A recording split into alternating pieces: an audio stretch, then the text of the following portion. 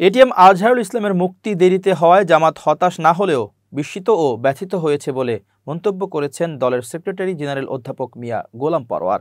মঙ্গলবার হাইকোর্টে এটিএম আজহারুল ইসলামের জামিন শুনানি শেষে সাংবাদিকদের একথা বলেন তিনি। পরোয়ার বলেন, ৫ আগস্টে সরকার পরিবর্তনের পর যারা আওয়ামী ফ্যাসিবাদের হাতে মজলুম ছিল, এভাবে আটক ছিল, অন্যায় বিচারে যাদেরকে ফাঁসি দেওয়া হয়েছে, গুম করা হয়েছে, শাস্তি দেওয়া হয়েছে, প্রায় সকলেই কিন্তু মুক্তি পেয়ে গেছে। কিন্তু আমাদের মজলুম জননেতা এটিএম আজহারুল ইসলামের বিরুদ্ধে আনিত যে সমস্ত মিথ্যা অভিযোগ, তার কোনো একটি অভিযোগের আজহারুলের সম্পর্ক নেই, যেটা আদালতের মাধ্যমে আইনজীবীরা প্রমাণ করতে সক্ষম হয়েছে।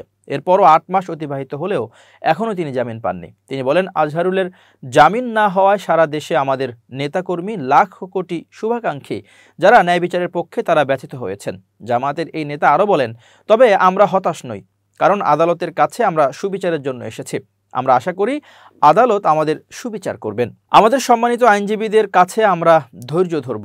আমরা আদালতের নিয়মের প্রতি শ্রদ্ধাশীল।